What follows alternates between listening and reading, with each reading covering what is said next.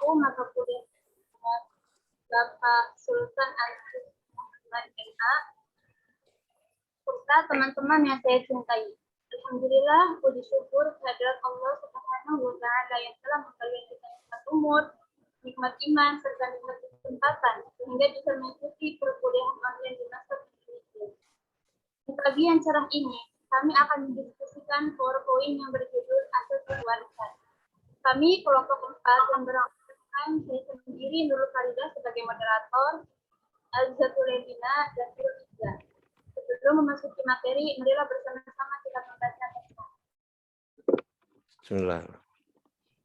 Baik, selanjutnya kita akan memasuki materi. Materi yang pertama akan disampaikan oleh saudari Nurul Iza. Nurul Iza, silakan. Sebentar, suara Farida putus-putus nggak ya? Di saya sih putus-putus dan jauh. Gimana di Hafifah gimana? Hafifah atau Lucy? Suara Farida jauh nggak ya tadi? Jauh ya, Pak? Jauh, Bapak. Jauh. Jauh. Coba dikondisikan Farida. Terus dulu ini pakaiannya dipakai HP. Hah? Nggak tahu ngomong apa kamu. Nanti kan dulu bisa ganti kita pakai HP. Ya udah.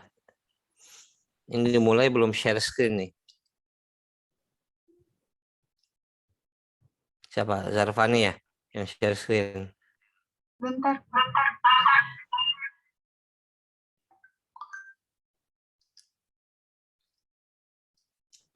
Nurul Iza, Pak, yang share screen. Silakan. Nur.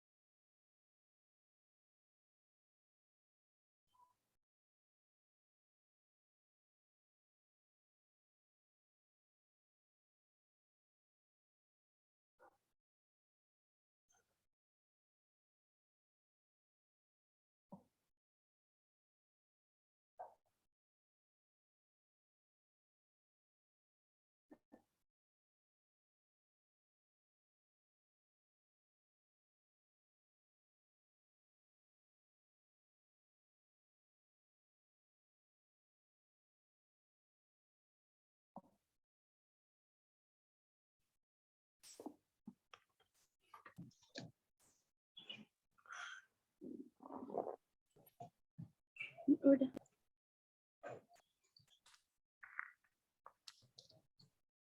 Farida, coba suaranya Farida. Iya, Pak. Oke, itu jelas.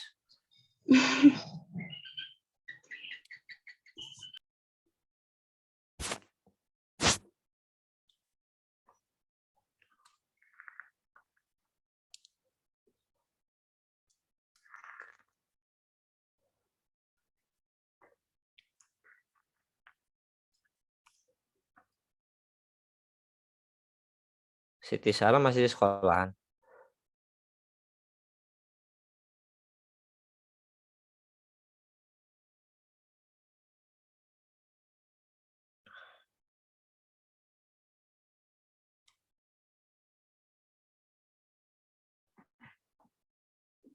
Asma ada? Asma belum ada, Pak. Tadi udah dicoba teleponin WA, tapi nggak diangkat. Ini lagi masih dicoba, Pak. Masih jam tidur. Iya.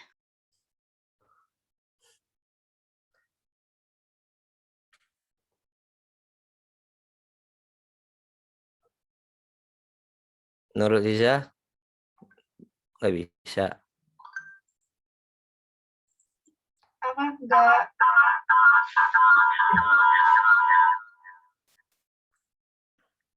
Kamu aktif 2 device ya? Iya. Ya, satunya dimatiin mic-nya.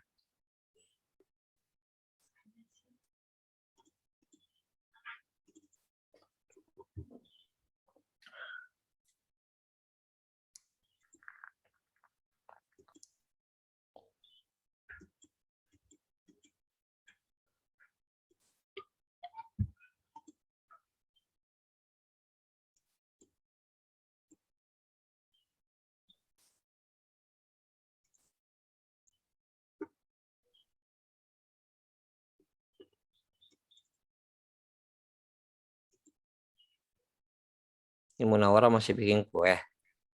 Kayaknya dari semalam bundar mandir, bundar mandir.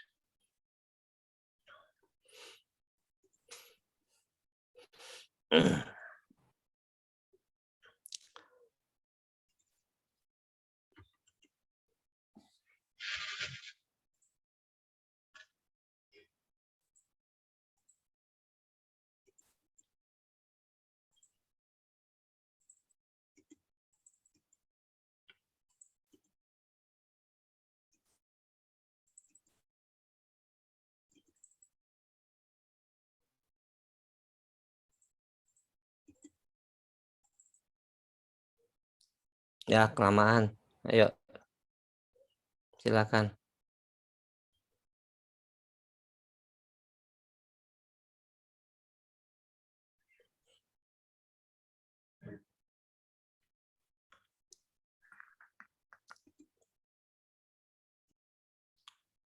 Ayo, siapa yang mulai?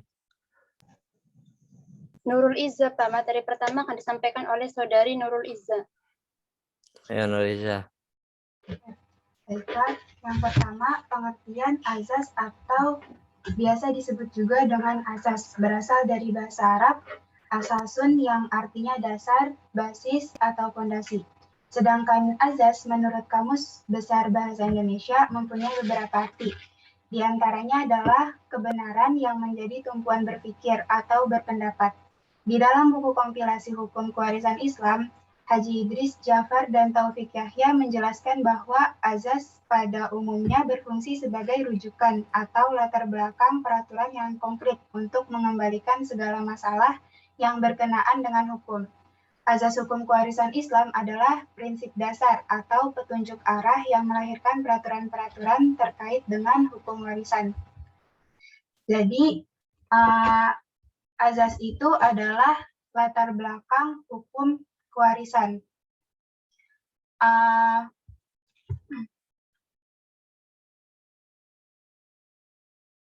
Seperti sebuah rumah yang nggak bakalan bisa berdiri kalau nggak ada fondasinya, seperti kayak akar dalam sebuah pohon yang bercabang menjadi batang, ranting, dan daun. Hukum kewarisan juga kayak gitu. Hukum kewarisan itu sebagai fondasinya, dan batangnya, terus rantingnya, daunnya, cabang-cabangnya itu diibaratkan seperti aturan-aturan dalam kewarisan, begitu. Menurut Haji Idris Jafar dan Taufik Yahya, asas adalah latar belakang yang konkret yang mengembalikan suatu dasar yang mengembalikan suatu masalah kepada dasar hukumnya. Sekian penyampaian materi dari saya kembalikan lagi kepada moderator. Oke, Iza, saya ambil alih ya. Tadi yang disampaikan nama Iza itu adalah pengertian dari fondasi atau asas ya. Apa itu asas? Asas itu adalah dasar ya. Paling mendasar, fondasinya atau basisnya. Ya. Setelah itu dijelaskan bahwa asas itu menurut Haji Idris, yaitu adalah latar belakang. Apa itu latar belakang? Sejarahnya yang sebelumnya untuk mendirikan sesuatu fondasi. Contoh, sholat. Hukumnya sholat itu apa? Latar belakangnya.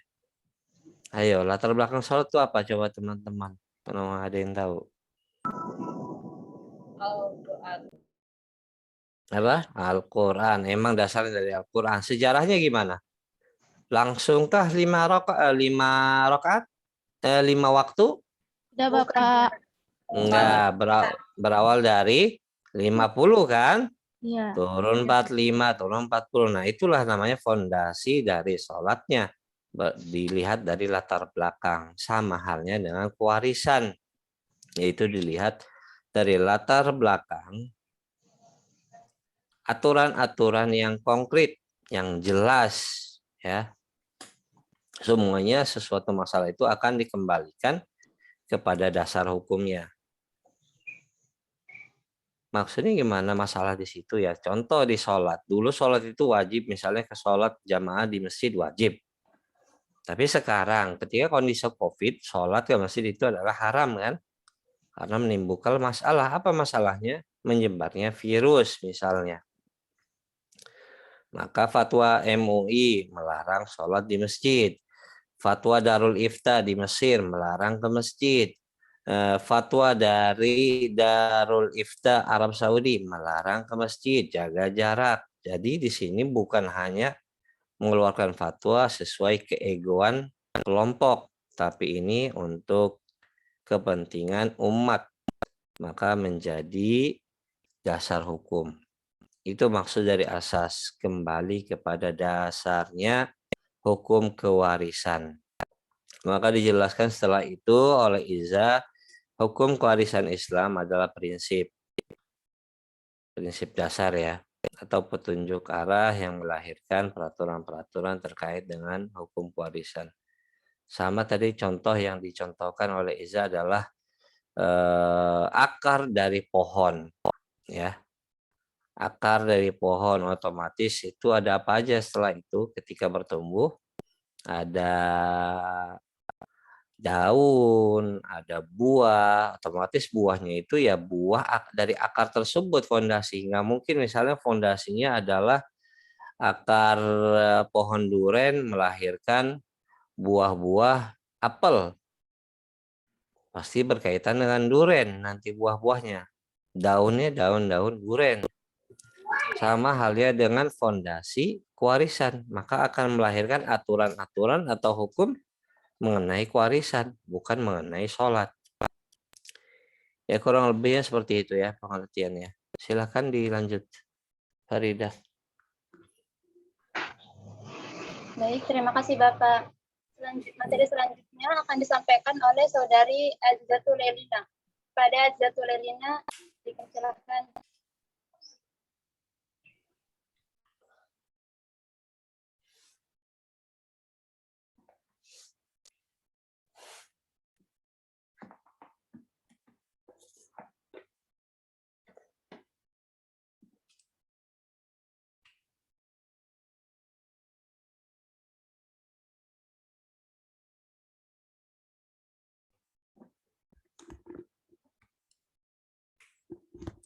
Jadi ada.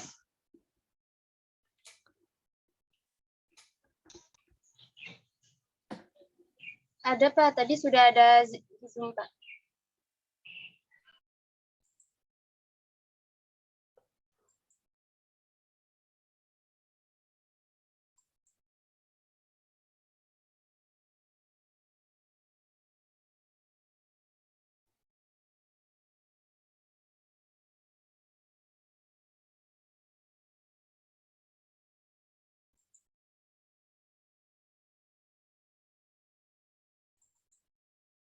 Udah diambil alih aja maka mau Farida daripada nunggu.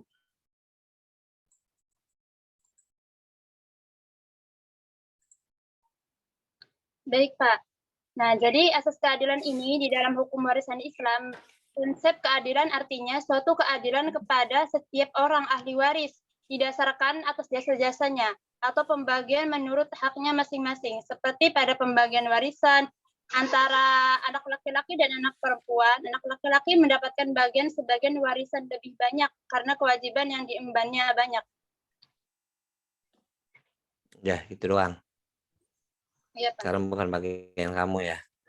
Oke, asas keadilan. Saya jelaskan juga ke makalah semalam adalah di mana letak keadilan. Nah, mungkin mungkin dibalik lagi, apa itu definisi keadilan? Menempatkan sesuatu pada tempatnya. Pernah kasih contoh, misalnya Farida punya adik kelas SD, kelas 1 SD. Sama-sama mau berangkat untuk mencari ilmu. Pagi adiknya berangkat ke sekolah, Farida berangkat kampus. Ayahnya masing-masing kan salaman dulu sebelum pergi. Iya, Pak. Adiknya dikasih 100.000, Farida dikasih 100.000. Apakah itu dibilang adil? Tidak, Bapak. Ada Bapak. Enggak kan? Ya, maka semuanya menempatkan sesuai porsinya. Nah, balik lagi, masih perlu diingat. Warisan, sebelum datangnya Islam itu perempuan tidak mendapatkan warisan. Ya. Bahkan perempuan menjadi objek dari warisan tersebut.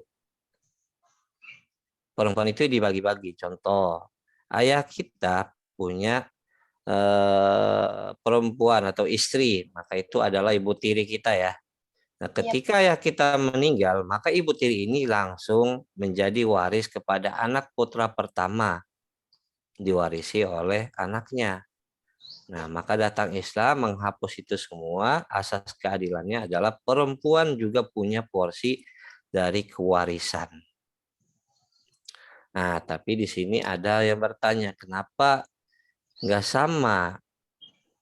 Kenapa 1:2? Kenapa nggak sama? Kan sama-sama bernyawa, sama-sama manusia, sama-sama punya beban. Nah, di sini letaknya adalah laki-laki itu lebih banyak menuntut untuk mencari nafkah. Tadi apa tuh di makalah tadi tulisannya? Banyak kewajiban yang diembannya misalnya. Nah, itu untuk laki-laki yang sejati, laki-laki ya, bukan laki-laki yang kerjanya di pos kamling ya, mainannya gaple, pulang malam minta uang rokok ya. Ya itu ada, itu real, realita di masyarakat kita seperti itu kok. Istrinya yang kerja, suaminya yang di pos ya. Nah, maka Allah itu melihat kepada fitrahnya laki-laki itu emang lebih keras. Balik lagi ke fitrah masing-masing. Kurang lebih seperti itu ya asas keadilan. Wah Pak, kenapa ya nggak adil ya? Allah itu nggak adil. Perempuan itu dikasih sedikit daripada laki-laki ya. Tidak, tapi di situ adalah peran laki-laki itu lebih besar. Laki-laki harus mempersiapkan untuk nafkah anak, istri. Ingat, nafkah anak itu nggak selesai sampai pendidikan selesai. Tapi mengantarkan seorang anak, mau itu laki-laki mau perempuan, ke gerbang pernikahan. Ada lagi hadis yang menyebutkan bahwa orang tua, jikalau mendidik anaknya 3 anak perempuan atau 2 anak perempuan sampai mengantarkan dia menikah, dia tidak pernah anak yang tidak pernah melanggar aturan Allah, sholatnya tepat waktu, maka itu sudah dijamin surganya Allah. Ya, itulah beratnya orang tua. Next, udah datang belum Lailina? Halo Pak. Sudah, Belum. Pak, sudah. Sudah, silakan. Dilanjut Lailina. Bapak saya izin off cam ya. Kayaknya suaranya masuk. Iya. Selanjutnya yaitu konsep hukum waris Islam menurut pendapat dari Mazarin ada 4, yaitu yang pertama ada keadilan metafisis, yaitu keadilan yang mengandung 2 nilai, keadilan Tuhan dan manusia. Yang kedua ada keadilan antropologis, yaitu keadilan yang didasarkan pada pendapat manusia yang beragam berdasarkan budaya yang tumbuh di masyarakat, atau dia menyesuaikan dengan budaya setempat. Yang ketiga itu ada keadilan gender, yaitu keadilan yang tidak didasarkan pada jenis kelamin. Artinya, laki-laki dan perempuan memiliki kesempatan yang sama untuk memperoleh keadilan. Yang keempat ada keadilan hukum, yaitu keadilan yang berhubungan dengan hak, kewajiban, dan pelanggaran yang berasal dari pengaruh individu dan sosial. Oke, konsep hukum waris menurut pendapat Hazairin ya. Ada 4 metafisis. Berarti itu adilnya Allah kepada manusia, Antropologis ya berarti itu adalah hukum adat di masyarakat juga harus disesuaikan.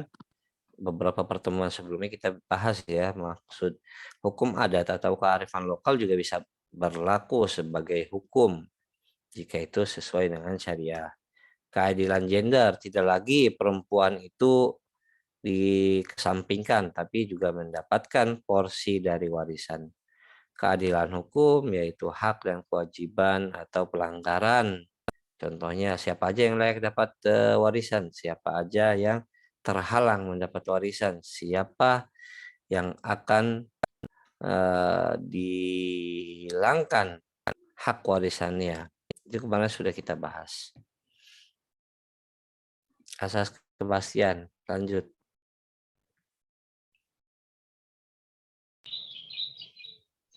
Baik, materi asas kepastian akan disampaikan oleh saya sendiri. Asas kepastian merupakan peralihan harta dari orang yang meninggal kepada ahli warisnya yang masih hidup. Berlaku dengan sendirinya tanpa usaha dari yang akan meninggal atau kehendak yang akan menerima. Asas ini mengandung suatu kepastian akan terjadinya peralihan harta seseorang yang meninggal kepada ahli waris yang masih hidup dengan jumlah bagian yang telah ditentukan dengan jelas, secara terperinci, dan sudah pasti. Warisan dalam Islam diartikan dengan peralihan harta, bukan pengalihan. Karena pada peralihan berarti beralih dengan sendirinya, sedangkan pada pengalihan tetap adanya usaha seseorang. Dalam kompilasi hukum Islam pasal 195 ayat 2 yang menyatakan bahwa wasiat hanya diperbolehkan sebanyak-banyaknya sepertiga dari harta warisan, kecuali apabila semua ahli waris menyetujuinya.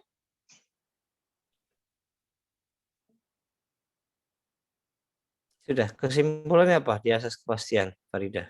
Nah, jadi kalau asas kepastian ini hartanya itu sudah pasti beralih ya, tanpa adanya usaha, tanpa adanya keinginan memaksa.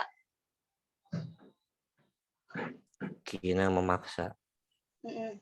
Jadi dalam hukum kewarisan Islam dapat dilihat dari segi peralihan harta, jumlah harta yang beralih, dan kepada siapa harta itu beralih.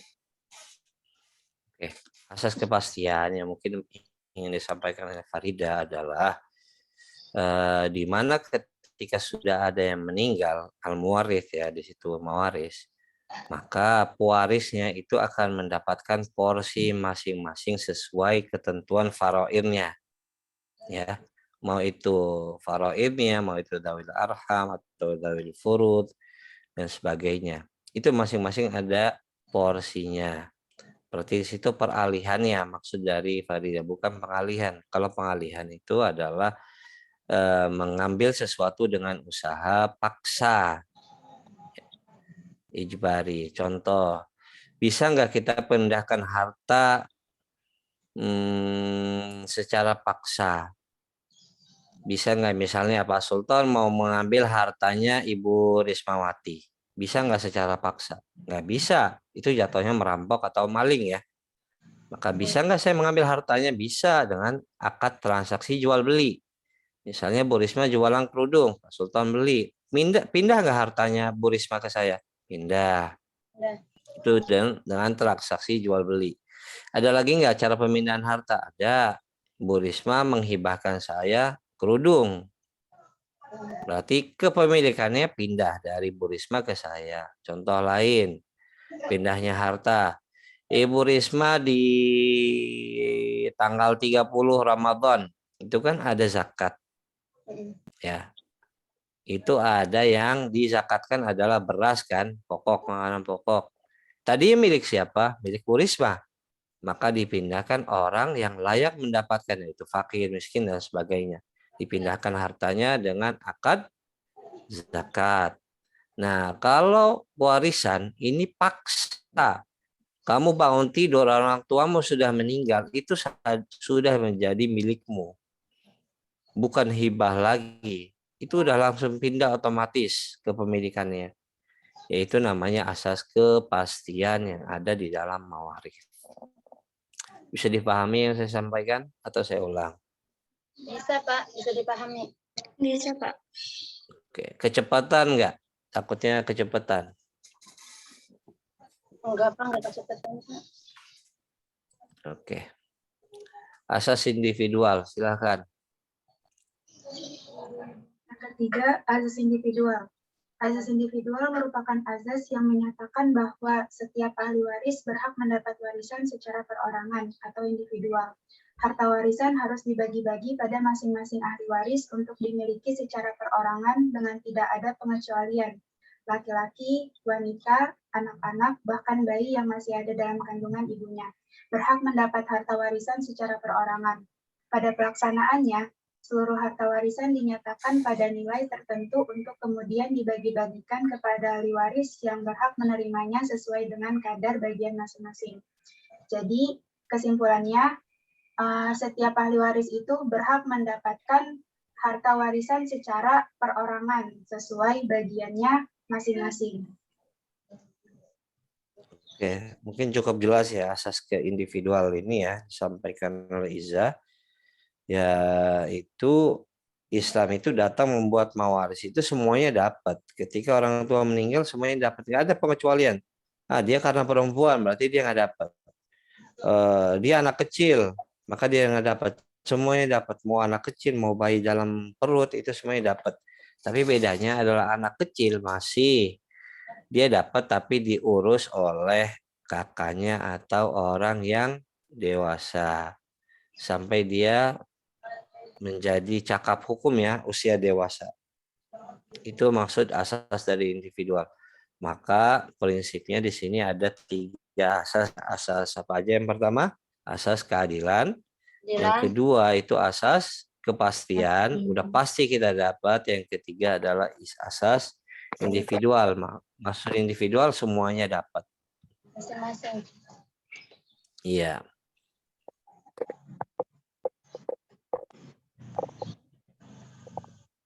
Ya, lanjut. Siapa ini? Faridah bukan? Iya, Pak. Baik, saya akan membacakan ayat mengenai asas kewarisan. A'udzu billahi minasyaitonir rajim. Bismillahirrahmanirrahim. Lirrijali nasibum mimma tarakal walidani wal aqrabun. وللنساء نصيب مما ترك الوالدان والأقربون مما قل منه أو كثر نصيبا مفروضا. Artinya, bagi laki-laki ada hak bagian dari harta peninggalan ibu bapak dan kerabatnya, dan bagi wanita ada hak bagian pula dari harta peninggalan ibu bapaknya dan kerabatnya, baik sedikit ataupun banyak, menurut bagian yang telah ditentukan. Quran Surah An-Nisa ayat 7. Nah, jadi di dalam ayat ini menjelaskan tentang asas kewarisan, yaitu asas keadilan, bahwa laki-laki diberikan bagian lebih banyak dibandingkan perempuan, karena kewajiban yang ditanggung lebih besar. Terus ada asas kepastian, bahwa semuanya tentang kewarisan sudah ditentukan di dalam Al-Quran, termasuk bagian-bagian yang akan didapatkan oleh ahli waris.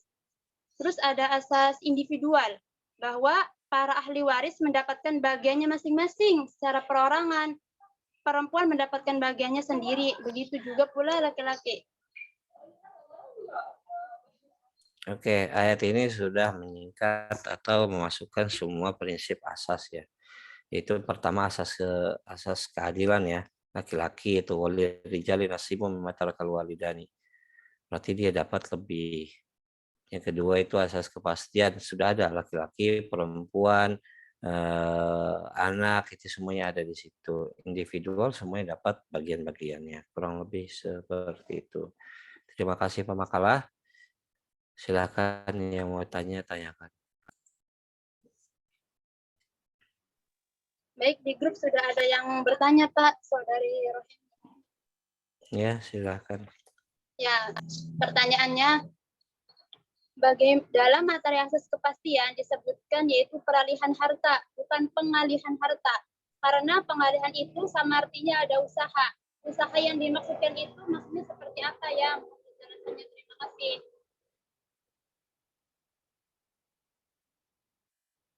Nah, jadi kalau pengalihan harta warisan itu ada keinginan untuk mengambil alih secara paksa. dengan merebut usahanya tuh ya. Nah, kalau peralihan itu beralih dengan sendirinya, otomatis tanpa adanya ini paksaan. Nah, contohnya Rohemi. Nah, Rohemi ini mendapatkan setengah harta warisan dari orang tuanya. 2 tahun kemudian, tiba-tiba ada yang datang. Nah, yang datang ini adiknya Rohemi. Nah, secara otomatis adiknya Rohemi ini kan pasti mendapatkan harta warisan kan dari ini. Nah, yang tadinya Rohemi mendapatkan setengah menjadi 1/4 karena dibagi dengan adiknya. Nah, kalau yang peralihan itu seperti itu ya, tanpa adanya paksaan. Bagaimana Saudari Rohemi? Iya, makasih. Sudah terjawab. Sama-sama. Bagaimana teman-teman? Apakah ada yang ingin menambahkan?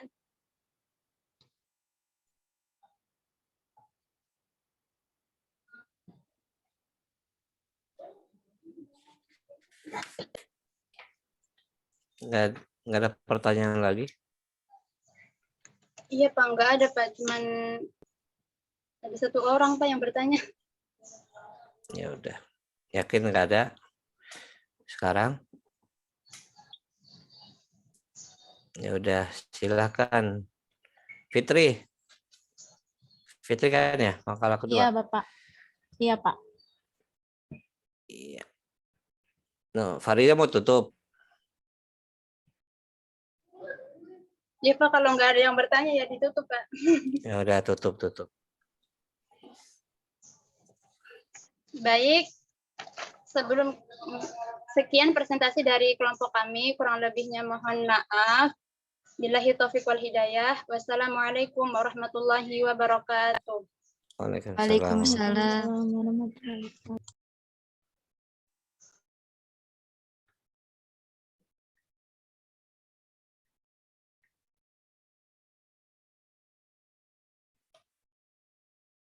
Ya Fitri.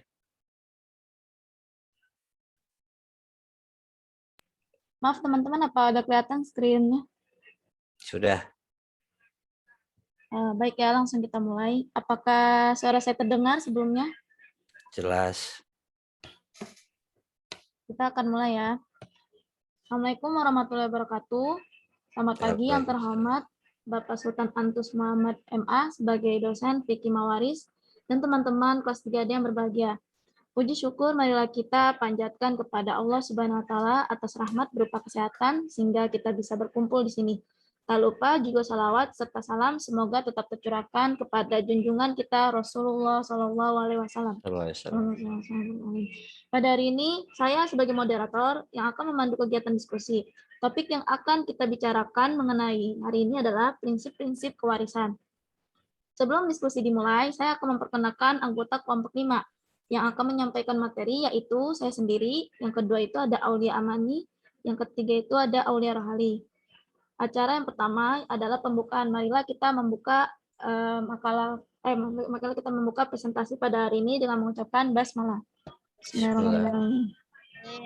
Selanjutnya materi pertama yang akan dibawakan oleh Saudari Aulia Amani, yaitu tentang prinsip-prinsip kewarisan dan pengertiannya. Kepada Saudari Aulia Amani, silakan.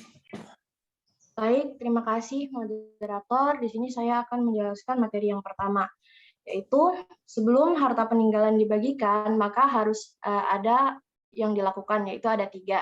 Biaya perawatan, yang kedua pelunasan hutang, yang ketiga pelaksanaan wasiat. Perawatan skincare. Perawatan apa, Aulia? Biaya perawatan jenazah, yang kedua itu melunaskan hutang, yang ketiga melaksanakan wasiat. Oke. Nah, bisa di next. Nah, untuk biaya perawatan jenazah itu harus dilakukan secara wajar. Jangan sampai misalnya membeli kain kafan itu dari emas misalnya. Nah, di sini ada juga dalil dari Quran surah Al-Furqan ayat 67 yang mana A'udzubillahi minasyaitonirrajim. Bismillahirrahmanirrahim. walladzina idza anfaqu lam yusrifu wa lam yaqtaru wa kana baina dzalika qawama. Dan orang-orang yang apabila membelanjakan hartanya itu tidak boleh berlebih-lebihan dan tidak pula kikir, tetapi adalah pembelanjaannya itu di tengah-tengah antara yang demikian. Nah, yang kedua itu ada pelunasan hutang. Pelunasan hutang baik kepada Allah maupun sesama manusia. Bisa di next. Nah, di sini ada dasar hukumnya yang terdapat pada Quran surah An-Nisa ayat 11 yang mana ada kata kuncinya terdapat pada mimbar diwasiyati yusi biha audain. Nah, ayat yang sebelum ayat ini itu tentang pembagian warisannya, tentang bagian-bagiannya. Kapan itu dibagikan? Yaitu mimbar diwasiyati yusi biha audain. Yaitu setelah diambil untuk wasiat yang diwasiatkan atau sesudah dibayar atau hutang-hutangnya itu dilunasi. Yang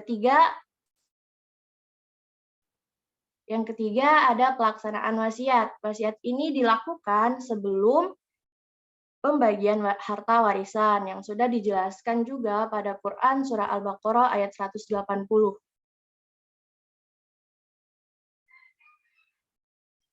Yaitu yang berbunyi A'udzubillahi minasyaitonirrajim. Bismillahirrahmanirrahim.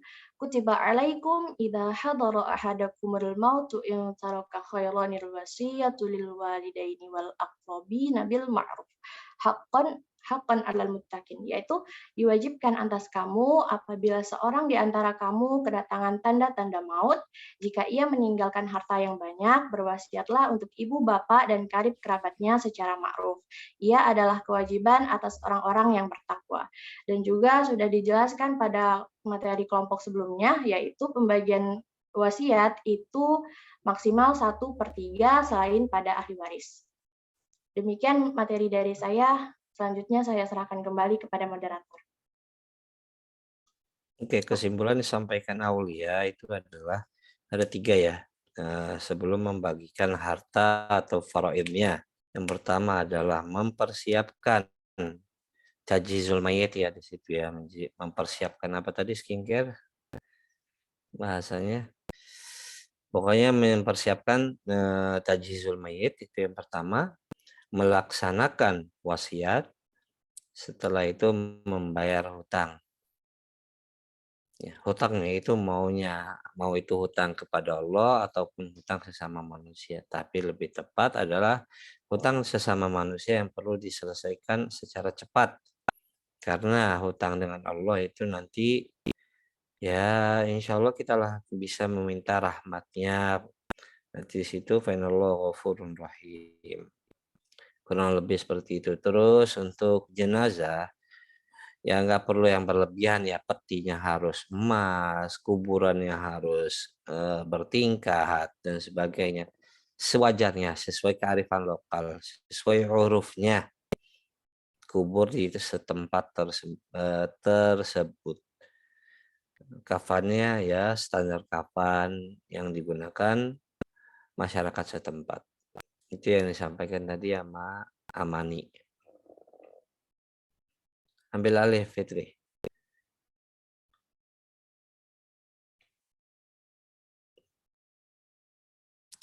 Asma udah salat subuh? Kelihatan belum Bapak?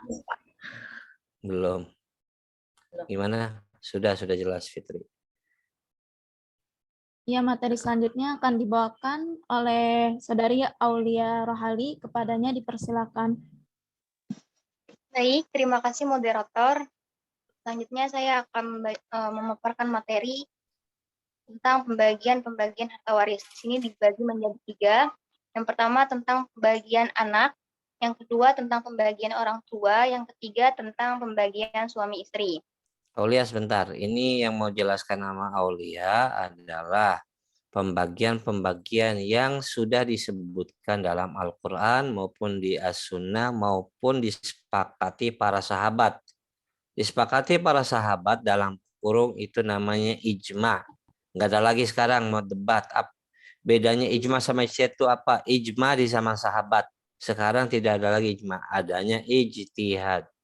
Ya, berarti pembagian sekarang hari ini yang sudah ada di dalam Al-Quran. Minggu depan pemakalah yang sama akan menyampaikan Dawil Furud.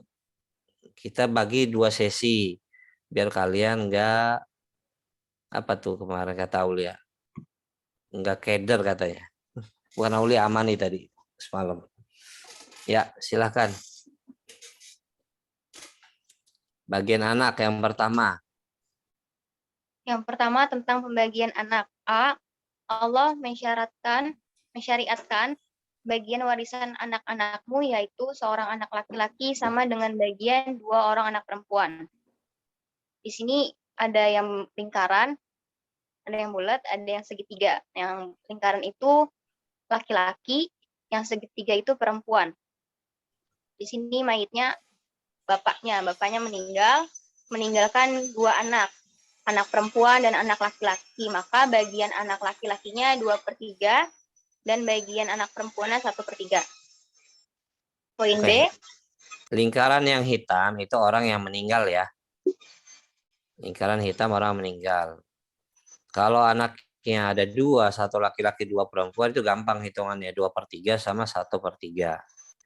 Next, Saulia. Yang B, jika anak perempuan itu 2 atau lebih, maka bagian mereka 2/3 dari harta peninggalan. Di sini mayitnya bapaknya, lingkaran hitam, meninggalkan 2 anak perempuan, maka bagiannya 2/3 dibagi 2. Maka 1/3, 1/3. Yang C, jika anak perempuan itu seorang saja, anaknya anak tunggal, maka ia memperoleh separuh harta peninggalan. Maka anak perempuannya itu mendapatkan bagian 1/2.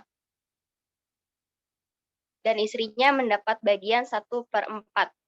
Ini kalau misalnya garisnya datar, garisnya datar ini, segitiga kan perempuan. Berarti kalau misalnya sedatar sama bapaknya meninggal, ini yang segitiga di atas itu istri. Istrinya mendapat bagian 1/4. Mempunyai anak perempuan 1, anak perempuan itu mendapat bagian 1/2. Lanjut tentang pembagian orang tua.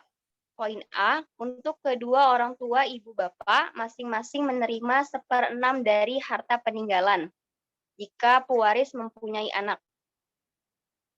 Di sini mayitnya bapaknya yang lingkaran hitam masih punya orang tua, yang kotak di atas itu kakek dan nenek itu masing-masing mendapatkan bagian 1/6, 1/6.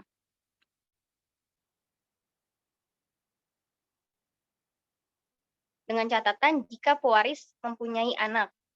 Poin B, jika pewaris tidak mempunyai anak dan harta peninggalan hanya diwarisi oleh ibu dan bapaknya saja, maka ibu mendapat 1/3 bagian. Yang tadi poin A itu karena dia mempunyai anak, yang poin B si mayit bapaknya ini tidak mempunyai anak, maka bagian ibunya atau bagian nenek 1/3. Poin C, jika pewaris meninggalkan 2 saudara atau lebih. 2 saudara atau lebih ini maksudnya kakak adik, maka ibunya mendapatkan 1/6 bagian. Di sini kotaknya sudah tidak ada, kenapa? Karena kakeknya sudah meninggal duluan. Anak laki-lakinya yang jadi pewaris. Bapaknya udah nggak ada. Ya, bapaknya udah nggak ada. Di sini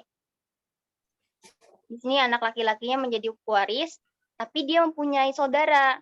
Saudaranya itu 2 atau lebih. Di sini ada kakak, ada adik laki-lakinya, ada kakak laki-laki atau kakak perempuannya. Nah, maka ibunya ini mendapat bagian 1/6. Kemudian bagian yang ketiga, tentang bagian suami istri yang akan dipaparkan oleh Saudari Fitri. Saya kembalikan kepada moderator. Ya, terima kasih oleh Rali. Saya akan menjelaskan tentang bagian suami dan istri. Nah, di situ di poin A itu kan, dan bagian suami mendapatkan setengah bagian dari harta peninggalan istri-istrimu jika mereka tidak mempunyai anak. Nah, jadi yang bulat di atas itu sama segitiga itu orang tua si suami. Nah, Istri. ayo orang tua si istri, Pak, maaf. Orang tua si istri. Nah, si istrinya baru saja meninggal. Nah, dia meninggalkan suami. Jadi suami itu berhak mendapatkan 1/2 harta warisannya. Nah, Jikalau tidak memiliki jika tidak mempunyai anak. Kalau anak. Oke. Nah, terus yang poin B, jika istri itu mempunyai anak, maka kamu suami mendapat 1/4 dari harta peninggalan istri-istrimu. Nah, jadi di situ ada apa? Ada suami sama istri. Nah, istrinya itu baru saja meninggal. Nah, berarti si suami itu berhak mendapatkan 1/4 hartanya karena dia mempunyai anak. Kalau dia tidak mempunyai anak, berarti dia mendapatkan 1/2 harta warisan. Terus yang poin C itu, istri-istri mendapat 1/4 bagian dari harta yang kamu suami tinggalkan jika kamu tidak mempunyai anak. Nah, jadi di sini orang tua si suami itu masih ada, tapi si suaminya itu baru saja meninggal. Dia meninggalkan 2 istri. Nah, berarti 2 istrinya ini mendapatkan 1/4 bagian harta warisannya, tapi dibagi 2 oleh istri satu dan istri keduanya.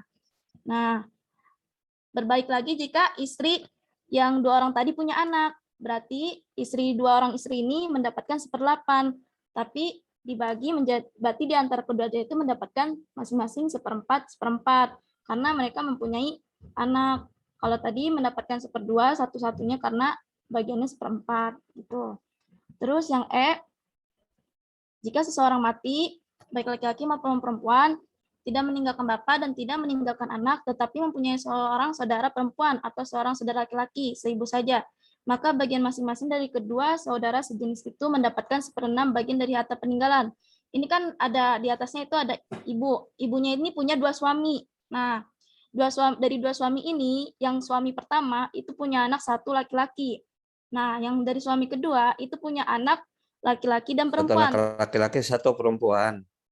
Ya, 1 anak laki-laki dan 1 perempuan. Tapi si anak laki-laki ini baru saja meninggal.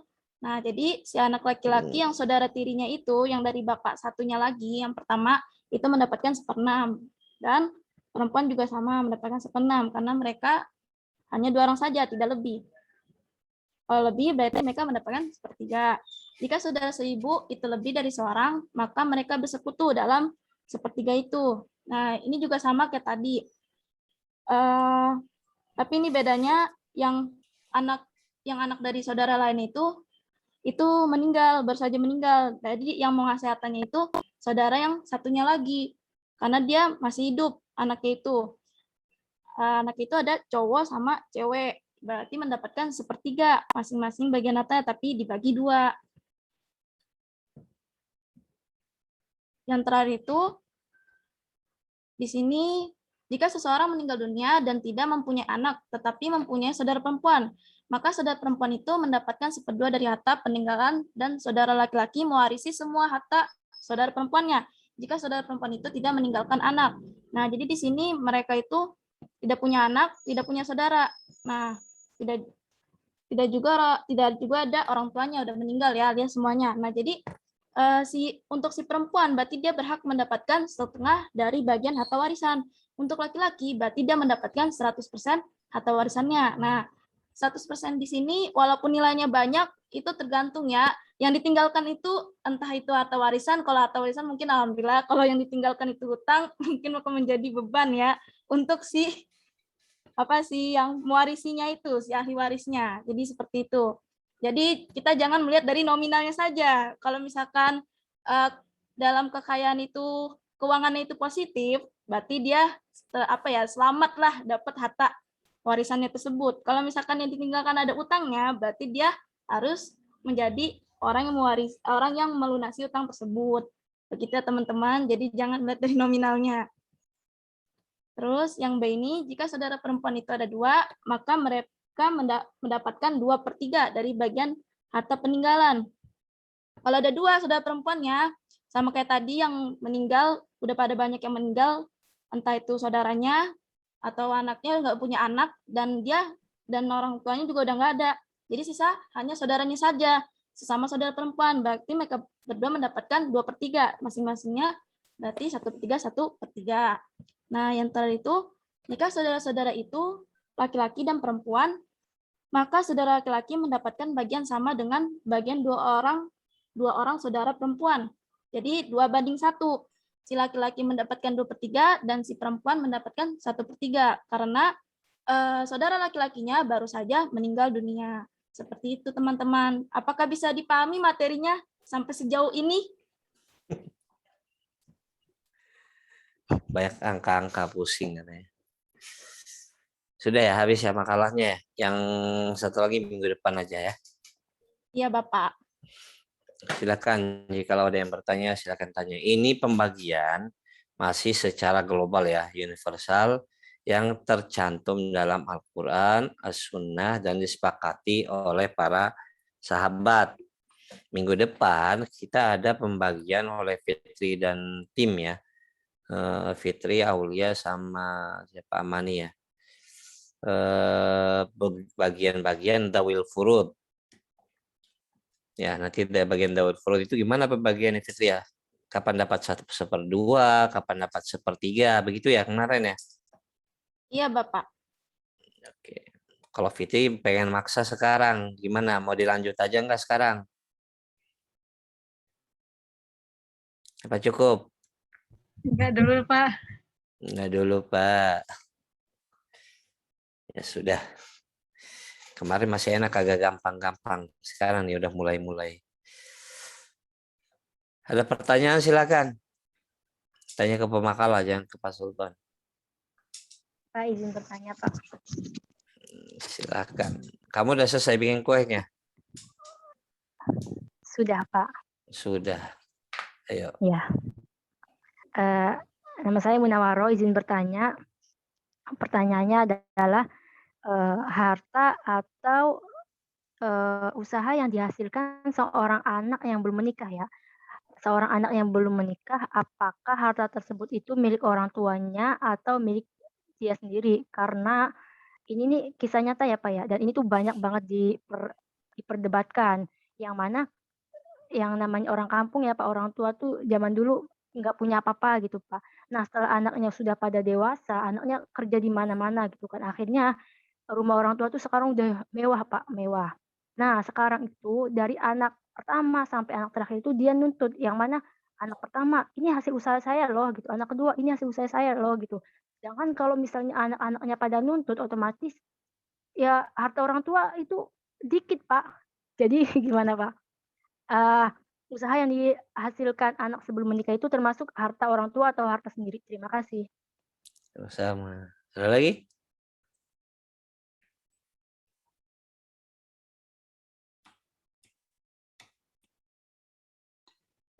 Izin bertanya, Pak. Ya. Misalnya si mayit itu meninggalkan dua anak kecil. Itu pembagiannya tetap sama, Pak. Kan anak kecil itu biaya pendidikannya lebih banyak gitu loh, Pak, ke masa depannya. Oke. Itu gimana, Pak? Baik, terima kasih. Next. Pak, izin bertanya, Pak. Misalnya kan ada pembagian untuk bayi yang belum lahir ya, Pak. Misal apabila bayinya sudah meninggal dalam kandungan gimana, Pak? Kan hartanya sudah dibagikan, termasuk ke bayi yang masih dalam kandungan. Tapi pas baru lahir bayinya meninggal, jadi hartanya itu untuk siapa gitu, Pak? Oke. Terima kasih. Nah, silakan makalah itu ada 3 itu dulu. Ternyata banyak ya. Yang mana aja dulu yang bisa jawab? Ini Pak, saya ingin menjawab pertanyaan dari Suwaibah. Pertanyaannya ini kan ini ya, kan anak yang di dalam kandungan itu sudah mendapatkan bagian ya Pak. Terus tiba-tiba ini meninggal. Nah berarti ya otomatis hartanya ini buat ibunya Pak, bagian ibunya. Bagian ibunya. Iya benar. Serta lomba pidato atas nama siapa Natasha perwakilan dari kelas 5. Tolong di mute dong, host. Sarah.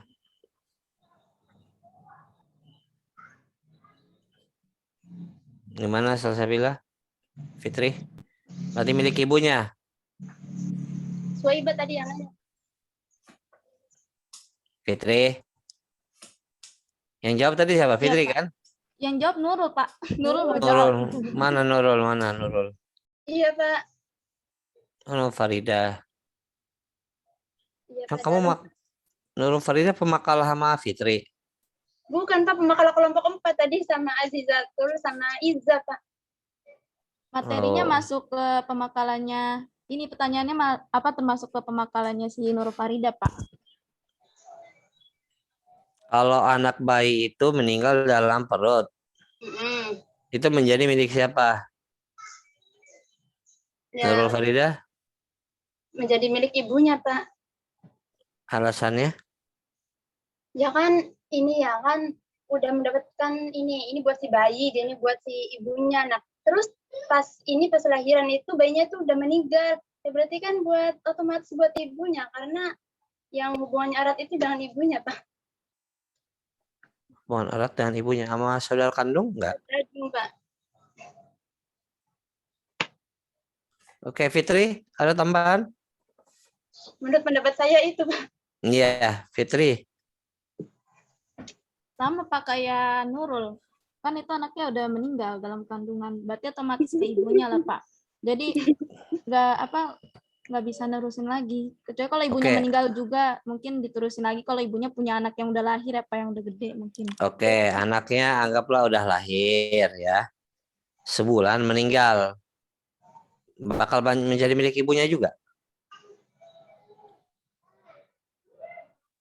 Saudaranya yang lain, Pak. Nah, dibagi lagi ke saudaranya. Berarti jikalau meninggal dalam perut, maka itu menjadi milik ibunya, begitu. Iya, Pak. Jika itu meninggalnya di luar kandungan, maka itu nanti sesuai faraid ya. Faraid. Jelas, Waibah? Ya, bagaimana Jelas, Suwaiba? Pak. Bisa diterima jawabannya. Bukan bisa terima, paham nggak penjelasannya? Paham, Pak. Ya Fitri paham, Suwaibah paham nggak? Suwaiba Nanya Fitri, Pak. tadi bapaknya nanya Suwaiba, bukan kamu. Iya, Pak. Bingung. Suwaibah paham nggak? Ya, yang mana, Pak? Ya Allah, kenapa nggak didengerin tadi? Udah dijelasin gitu ya. Yang punya Jelasin. Nurul udah jelas. Ya udah jelasin lagi deh Nurul atau Udah jelas, Fitri Pak. ya. Udah jelas. Oke. Saya tandain ya Suwaibah. Pertanyaan ini ditanya nanti pas ujian lisan. Awas kamu nggak jawab. Oke, pertanyaan kedua. Pertanyaannya Ayu. Bisa dijawab nggak? Biaya Coba, pendidikan Ayu. mahal katanya. Ayo coba ulangi lagi pertanyaannya gimana? Ya ulangi yuk. Aduh. Misalnya si mayat itu meninggalkan 2 anak kecil. Terus dia juga meninggalkan orang tua, si mayatnya meninggalkan kedua orang tuanya juga sama istrinya. Terus pembagiannya itu tetap sama atau gimana gitu? Soalnya kan Sebentar. Yuk, sebentar yuk. Ini bapaknya meninggal ya, anaknya dua ya, masih kecil. Oke, kakeknya masih ada nggak? masih Kakek nenek ada? ada, Ada. Ibunya masih ada? masih Ada. Pembagiannya rata nggak? Enggak. Bagaimana pembagiannya Fitri? Silahkan. Anaknya perempuan dua-duanya apa? satu Anak laki-laki kecil. satu perempuan, tapi Ya, satu kecil dua-duanya. Ya, Satu laki-laki, satu perempuan. ya. Berarti si anak mendapatkan kalau perempuannya itu 1/3, berarti laki-lakinya 2/3. Untuk kakeknya berarti 1/6 dapatnya. 1/6. Neneknya? Neneknya 1/6 juga, Pak. Istrinya? Istrinya berarti kan dia punya anak, berarti 1/4 dapatnya. 1/4. Begitu. Bagiannya nggak sama, yuk. Beda-beda. Tapi tetap Kalau dibagi, Pak. dibagi dong. Dibagi. Kenapa kamu nggak dibagi? Terus nanti kalau kan misalnya ya Pak, itu tuh biayanya kurang buat masa depannya si anak gitu. itu gimana Pak? Berarti tetap balik lagi ke pembagian yang itu atau ntar kan si anaknya yang nanggung siapa Pak? Ya Tetap nanggung kan ada ibunya di Kan ada situ, ibunya juga. ada kakeknya. Atau Hmm, ibunya pengen nyari bapak baru? ya Pak. Berarti tetap sama pembagiannya seperti itu Pak. Ya sama lah. Nah itu balik lagi saya bilang ya, kayak tadi yang makalahnya Farida ya, di situ kan ada beberapa asas. Asas keadilan itu jelas. Saya tanya lebih besar sepertiga atau seperenam gitu aja dulu. Lebih gede mana? Ayo. Ketiga. Sepertiga. Lebih gede sepertiga apa satu per empat? Sepertiga. Sepertiga. Anak itu lebih besar daripada ibunya, daripada kakek neneknya. Ya kalau siapa yang disalahkan, ya salahkan bapaknya, tidak meninggalkan warisan yang banyak. Ya Pak. Ya, diambil sama Aulia bapaknya ya. Aulia siapa yang semalam nyari suami yang Aulia Rohali, Pak. Aulia Hale ya, yang nyari suami bau tanah ya katanya. Next, biar langsung dapat warisan katanya. Bercanda, Pak. Ya nggak apa-apa. Udah jelas ya, ayo ya. Sekarang ke pertanyaan realita Munawaroh. Gini, Fitri kata Munawaroh, ada orang tua, ya di masyarakat tahu lah orang tua itu ya kerjaannya menerima uang anak-anaknya begitu ya Munawaroh ya. Anak yang satu kerja di Jakarta, anak yang Iya, Pak. kedua kerja di Amerika, anak yang ketiga kerja di Arab Saudi misalnya. Yang keempat kerja di Jepang. Nah, mereka ngirim-ngirim uang itu orang tua yang bangun. Nah, ketika mereka balik 10 tahun kemudian di Lebaran kumpul lah. Itu rumah menjadi milik siapa? Begitu ya, Munawwarah ya? Ya, betul, Bapak. Saya buatkan cerita. Silakan Fitri. Kalau kayak begitu, Pak, itu berarti milik bersama. Karena kan itu nggak ada yang kuasain salah satunya. Kan gabungan itu uangnya. Dari anak pertama sampai... Tadi kan anaknya 9 kan ya, Mun? Anaknya berapa sih? 9 kan? Banyak amat. Iya, anaknya berapa? Ya misalnya 5 aja deh. 5. Ya, berarti itu rumah keluarga berarti. Dari karena kan uang yang yang dikirimkan dari si anak itu kan juga bukan dari satu anak aja, dari 5 anak itu. Dan itu berarti Itu milik bersama atau milik orang tua karena posisi anaknya itu dia Menuntut belum ya? menikah gitu. Kenapa? Kurang kedengaran? Iya, karena posisi anaknya itu dia belum menikah gitu. Jadi milik hartanya itu milik orang tuanya apa milik dirinya sendiri?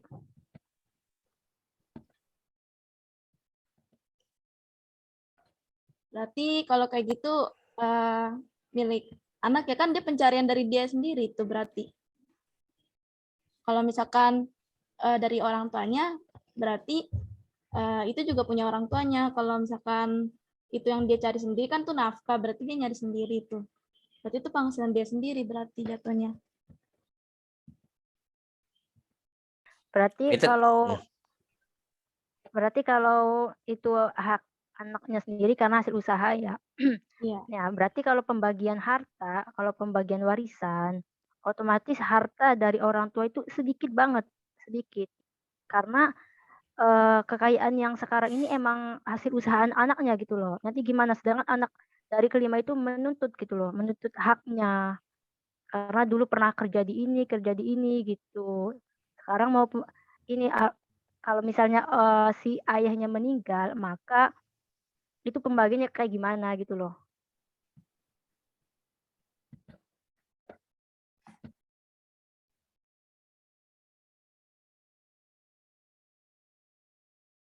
gimana, Fit? Bentar Pak aja mikir. Mikir loading. Ya udah sambil Pak. Fitri mikir, ada pertanyaan lain?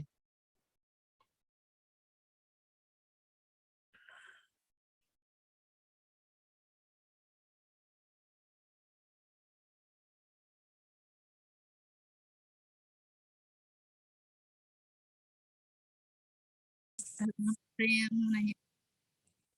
Ya, Nurul Fatona, silakan. Itu kalau apa namanya, kadang kan orang tua tuh kalau harta waris tuh kan banyak debatnya ya Pak. Kadang dalam suatu keluarga itu kalau menyisakan orang tua kadang tuh, apalagi kadang kalau orang tuanya kadang egois gitu Pak. Nah itu tuh lebih diabdolkan dulu pembagian buat anak atau pembagian buat orang tua ya Pak? Ya paham, diulang lagi dong. Sebentar. Kadang tuh kan Pak di dalam suatu keluarga tuh ada kalau tentang apa pembagian waris tuh orang tua itu kadang egois gitu Pak. Lebih kayak mementingkan oh ini anak aku gitu yang meninggal jadi harta waris tuh lebih banyak aku gitu Pak. Padahal kan emang ada bagiannya. Nah itu tuh lebih diabdolkan dulu pembagiannya kepada anak-anaknya atau ke orang tuanya dulu gitu. Oke, terima kasih. Ibu ya, Ibu Nurul Fatona. Masih remaja Masih aja. apa? Remaja Pak. Masih remaja. Masih single ya.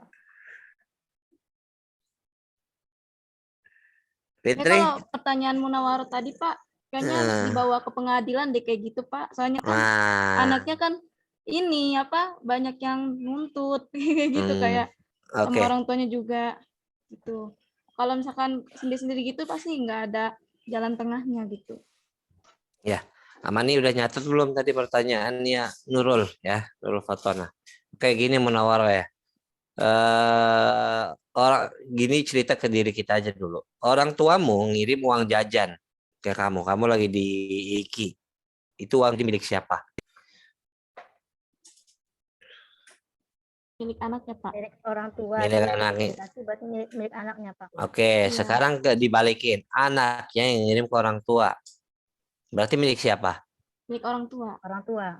Oh sudah, itu akad sudah jelas, berarti sudah hibah dari awal, maka rumah tersebut sudah menjadi milik orang tua. Mau nuntut gimana pun ya tanah atas nama siapa, bangunan ya bangunan orang tua yang membangun. Ya benar kata Fitri, ujung-ujungnya akan menuntut ke pengadilan. Tapi tetap kalau balik ke pengadilan, balik lagi ke hukum waris. Itu rumah menjadi milik orang tua.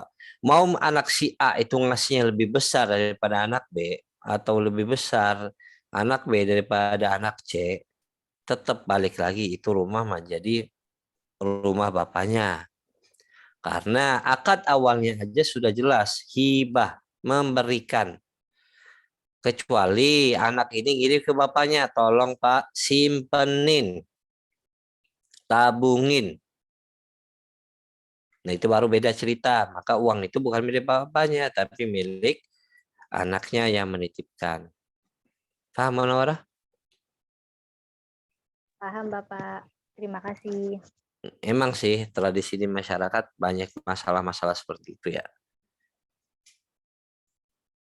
Ya karena akad awal aja tidak jelas, harus jelas.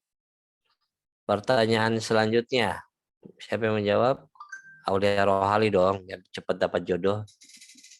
Iya Bapak Lera Hali gantian. Ya, silakan.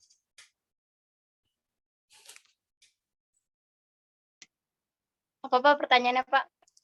Ya Allah, masa saya nyatet? Mungkin Nurul Fatona ulang lagi pertanyaan. Gini pertanyaannya. Gimana ya? Aulia meninggal. Sedangkan orang tua masih ada, bapak ibu masih ada. Kamu masih punya anak, ya. Aulia ini masih punya anak 3 lah anggap. Kamu meninggal. Nah, kata Nurul Fatona, orang tua itu ada sifat egois, pengen dibagi lebih dulu atau lebih besar daripada anak-anaknya Aulia. Gimana penjelasannya?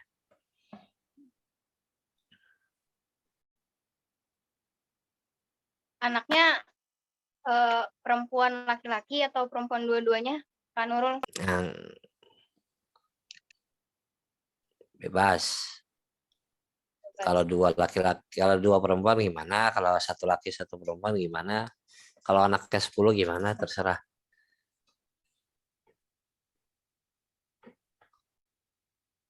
Pertanyaan pertama, apakah yang dibagikan ke orang tua dulu sebelum anak? Yang kedua berapa bagian masing-masing? Kalau perempuan, anak dulu, Pak. Hmm? Yang meninggal bapak ibunya gitu ya, Pak? Yang dibagiin, Yang meninggal Aulia. oh yang meninggal saya. Iya. Kamu punya anak 3 misalnya atau 2. Kamu punya orang tua. Nah, kata Nurul Fatona, orang tua pengen dibagi duluan dan lebih besar. Gimana menurut kamu?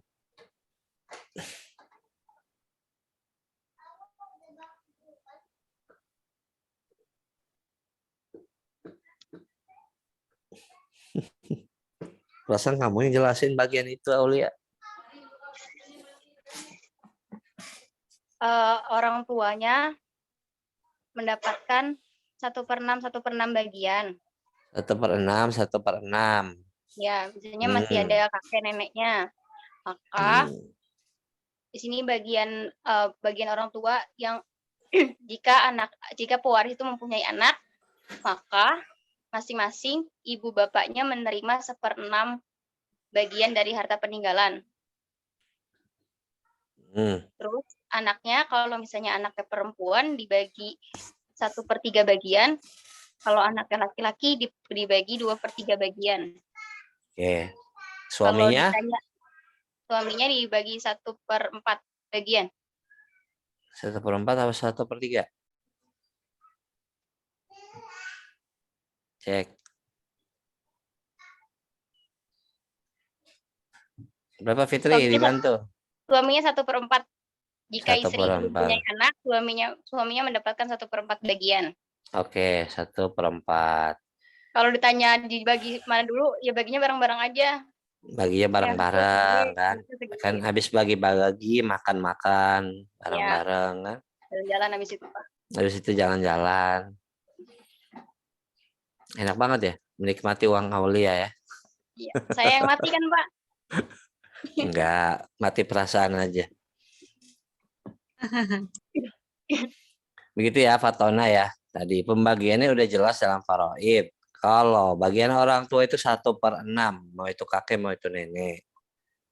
Baru nanti ke cucu, cucu 1/3 untuk perempuan, 2/3 untuk laki-laki. Suaminya dapat 1/4 kalau suami meninggal.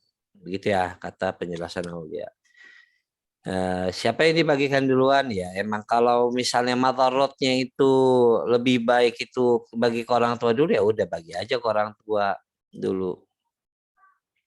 Orang tua pengen lebih banyak ya kalau kesepakatan keluarga dan cucu-cucunya ya udahlah ambillah ya nggak apa-apa kalau sepakat, kalau tidak sepakat ya tetap nggak boleh. Ini yang nanya juga menghilang. Ada, Pak. Oh ada. Silahkan. Jelas Fatona? Alhamdulillah jelas, Pak. Ada lagi? Pak, berarti kalau ada kesepakatan keluarga untuk anaknya semua nggak, Pak? Oh, nggak apa-apa. Boleh. Ahli waris, jikalau sepakat semua nih misalnya nih, ini uang semuanya buat harta warisan untuk Ayu Ratna. Ya udah, milik kamu semua. Kalau misalnya warisan adalah hutang, semuanya milik Ayu, mereka sepakat. Terima Ayu nggak? Ya enggak kan? Terima kasih, Pak. Iya, sama-sama.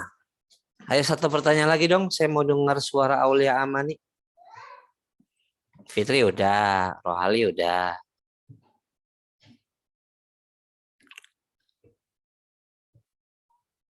Ibu Risma biasanya nanya, mana Bu Risma? Enggak dulu, Bapak. Oh, enggak dulu. Saya aja Pak yang nanya, Pak. Iya, Syifa, silakan. Ibu Syifa. Kalau Ibu misalkan ini Pak apa? Kalau misalkan suaminya meninggal, kemudian si istrinya ini udah cerai gitu, tapi hartanya ini dapat nggak istrinya Pak? Dulu tuh punya harta tuh bareng-bareng gitu nyarinya Pak. Harta gonogininya itu dapat nggak istrinya? Ya ada nanti bahasannya, sabar. gana gini. Itu nanti dipisahkan ya Bu, untuk harta gana gini nanti dihitung, nanti dipisahkan, itu beda lagi. Mana yang jadi warisan, mana yang tidak. Ya Ibu Syifa ya, Ibu juga ya, subhanallah. Ini kelas ibu-ibu semua.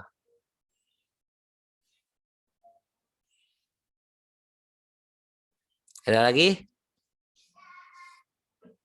Pak, izin bertanya lagi boleh nggak Pak? Ya, Munawwaroh. Untuk Amani ya. Tapi kayaknya ini Pak di luar materi Pak. Maksudnya biar pengen tahu gitu Pak. Apa tuh?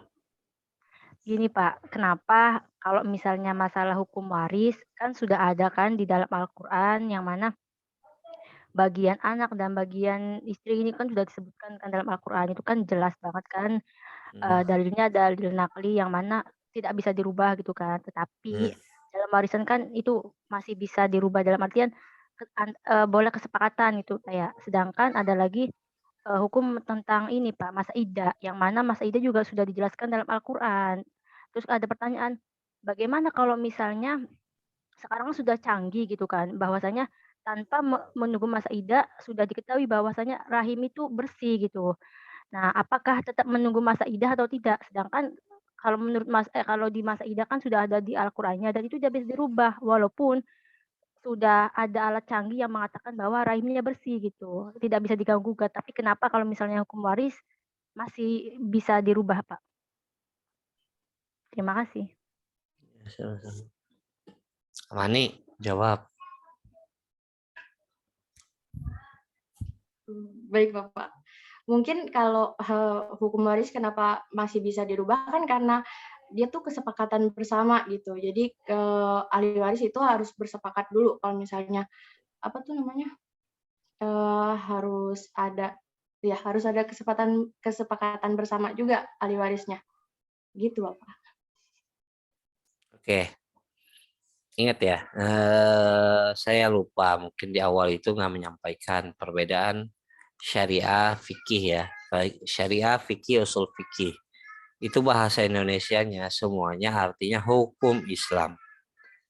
Syariah bahasa Indonesia hukum Islam, fikih hukum Islam, sama usul fik adalah hukum Islam. Apa bedanya? Syariah itu adalah ketentuan yang dari Allah, wahyu, Quran, sunnah.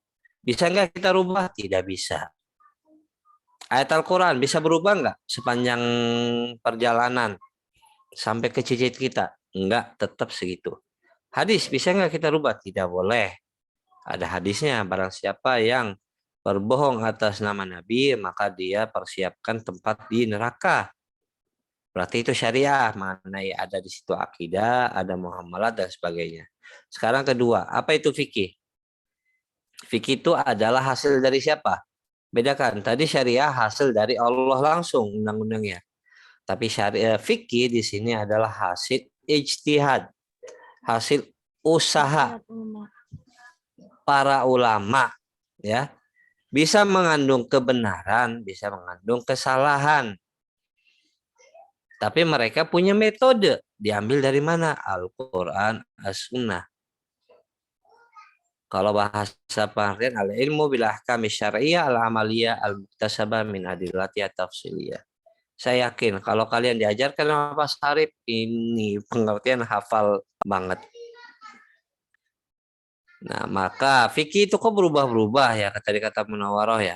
Sedangkan mawaris kok berubah-berubah. Mawaris tidak berubah kok, sesuai dari Al-Quran dan Sunnah, hasil ijma'nya, hasil ijtihadnya. Tapi kenapa dirubah? Demi kemaslahatan. Contoh tadi yang dikasih sama Fatona. Orang tuanya egois. Belum tentu orang tua saya egois kalau saya meninggal. Mungkin udah ini hartanya semua buat cucunya. Tapi di sini mungkin melihat maslahatnya yang didahulukan. Balik lagi masalah iddah. Bahkan sekarang sudah canggih. Sudah ada alat-alat yang mendeteksi bahwa rahim itu bersih. Balik lagi. Seakurat apa alatnya itu? Bisa nggak mengandung kesalahan? Itu kan robot. Bisa. Ada nggak kemungkinan? Ada. 1% aja kemungkinan mengandung kesalahan itu, ya tidak boleh kita rubah hukum Islam. Maka sampai sekarang belum ada yang membolehkan sampai masa iddah selesai. Demi menyelamatkan nama baik dari iddah. Apa mana orang nggak sabar nunggu masa iddah? Enggak Bapak, bukan kayak gitu, biar tahu gitu Pak. Biar tahu. Intinya, fikih itu fleksibel. Bisa berubah sesuai dengan maslahat. Seandainya kita fanatik kepada madhab Syafi'i, Asy-Syafi'i ya, bukan Asy-Syafi'iyah. Ingat, Syafi'i berarti imamnya. Kita ngikutin hukumnya, metodenya. Bukan mengikuti muridnya, karena muridnya juga berbeda. Kamu tidak bisa transaksi sama ATM. Karena Imam Syafi'i mengatakan transaksi akad itu harus 2 orang yang berakal. Pertanyaan saya, kamu sama ATM, siapa yang berakal? Apa dua-duanya nggak berakal? Yang berakal manusianya, Pak. Manusianya berakal, ATM-nya berakal nggak? Enggak. Berarti tidak sah transaksi kamu ngambil di ATM. Menurut Imam Syafi'i. Maka ada nanti murid-muridnya Imam Asy-Syafi'i, Asy-Syafi'iyah, Imam An-Nawawi, dan seterusnya sampai sekarang. Membolehkan nggak itu? Membolehkan. Karena alat itu adalah media dari si bank. Si bank itu milik siapa? Punya orang. Maka itu transaksi antara 2 orang yang berakal. Begitu Munawaroh.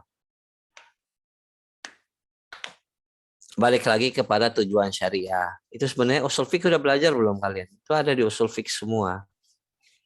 Tujuan syariah, maqasidus syariah. Gimana yang didahulukan adalah hifdzun nafsi, menjaga nyawa. Nah, sangat disayangkan di masyarakat kita ketika zaman wabah corona terpecah menjadi 2. Satu percaya, satu nggak percaya.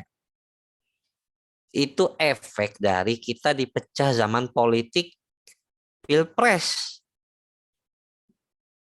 Ini masih direkam ya? Matiin rekamannya. Ya Pak, nanti bahaya Pak. Kita sudah dipecah oleh politik. Yang cebong bilang benar ada, yang kampret bilang nggak ada. Benar nggak? Itu real di lapangan seperti itu. Wah itu Ustadz cebong. Nah ini Ustadz kampret. Ya udah. Sampai kapanpun ya kita pecah begitu. Padahal real di depan mata kita banyak yang meninggal. Kecuali itu penyakit ada di Indonesia doang. Di luar negeri nggak ada. Orang Arab Saudi aja menutup haji umroh gitu loh. Ini orang masyarakat yang ilmunya mesti segitu. Bilangnya konspirasi lah apalah. Udah cukup. Intinya Munawaroh ya. Fikih itu fleksibel. Bisa berubah-berubah. Ya kita nggak tahu ke depannya. Kalau memang benar-benar nanti memeriksa iddah itu adalah akurat ya kita nggak tahu nanti hasil ijtihad ulama. Tapi itu tidak ada kepentingan untuk mempercepat masa iddah. Apa? Coba. Pentingnya di mana kita mempercepat masa iddah? Si suami udah nggak sabar banget itu. Pengen cepat nikah. Itu nggak masuk ke tujuan syariah, nggak masuk kepada maqasidus syariah, yaitu hifdzun nafs, hifdzul din, hifdzul aql, hifdzun nasab, hifdzul mal. Menjaga nyawa, menjaga agama, menjaga keturunan, menjaga harta, menjaga akal. Itu yang paling penting. Ada lagi yang menambahkan hubbul waton ra'su maqasidus syariah. Seandainya negara kita ini berantakan, bakal aman nggak kamu jalan di tengah jalan? Nggak bakal aman. Banyak perampokan nggak? Banyak. Banyak pemerkosaan nggak? Banyak. Itu terjadi di Irak dan Syria. Ya, banyak perempuan dijual belikan di negara ISIS, di pasar. Itu karena negara. kita dipecah, jangan sampai kita dipecah. Dan alhamdulillah Indonesia sampai ini masih kuat. Sudah kebanyakan ngoceh sayanya. Ada lagi pertanyaan? Munawwarah cukup ya. Terima kasih Bapak. Iya, sama-sama. Minta maaf sama teman-teman ya, sudah makan waktu. Ya, mohon maaf ya teman-teman. Iya. Iya. Ada lagi pertanyaan?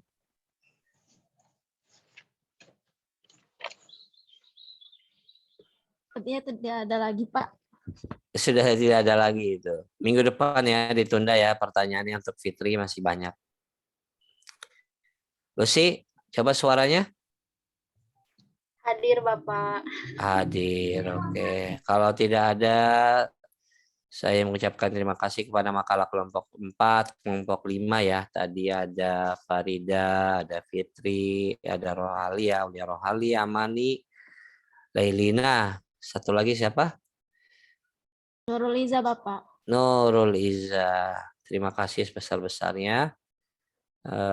Terima kasih kepada teman-teman semua yang nanya, yang menyimak, yang rebahan, yang lagi di jalan, lagi di atas motor tuh. Mudah-mudahan ilmu yang kita terima adalah menjadi wasilah untuk kita lebih dewasa lagi, kita lebih matang lagi, tidak terlalu fanatik, tidak merasa diri kita adalah orang yang paling benar. Semakin kita mencari ilmu, semakin merasa diri kita itu adalah bodoh sebenarnya. Hadanallahu wa iyyakum ila aqwamit thoriq. Assalamualaikum warahmatullahi wabarakatuh. Waalaikumsalam warahmatullahi wabarakatuh. Terima kasih banyak, Bapak. Ya, Lalu, Pak. sama-sama. Ya.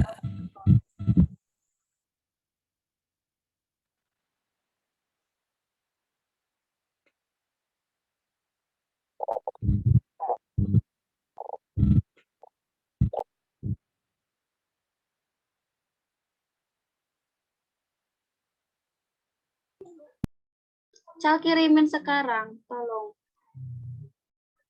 Iya, bentar. Makasih. Bu Us mau kemana Bu Us?